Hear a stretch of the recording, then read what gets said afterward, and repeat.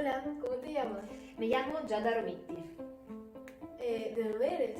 Soy de Italia, del norte de Italia, Verona, que es una ciudad al lado de Venecia. ¿Y qué estás estudiando? Pues yo estudié en el instituto, el liceo científico, que es lo que hacéis aquí, el bachillerato de ciencias.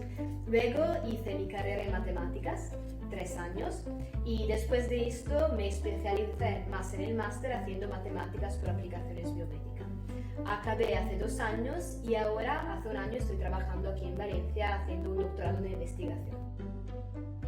¿En qué consiste el doctorado que estás haciendo? Pues yo estoy haciendo un doctorado en ingeniería biomédica y en particular en la cardiología computacional, que puede ser tanto como en la fluidodinámica de la sangre en las arterias coronarias, donde yo ya trabajé, y ahora mismo me estoy fijando más en electrofisiología cardíaca y sobre todo de las 2 aurículas. Y lo estoy haciendo en la Universidad de Valencia.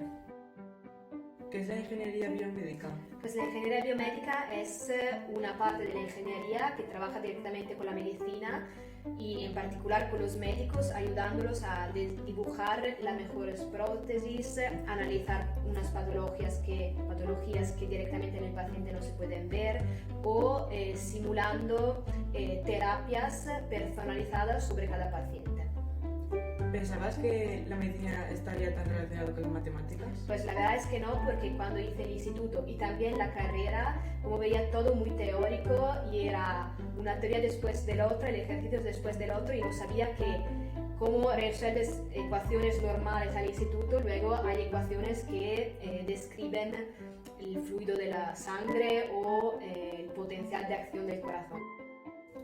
¿Crees que lo que viste en la ESO te ha servido a lo largo de tu carrera? Pues al principio pensaba que no, porque había muchísimos ejercicios, muchísima teoría y no veía dónde se podía aplicar. Pero luego he entendido que lo que te enseñan al instituto y luego también en la carrera te crea todas las raíces de donde luego construyes el árbol del conocimiento y aprendes todo. ¿Le darías algún consejo a alguna persona de mi edad que quiera estudiar y trabajar en ciencias?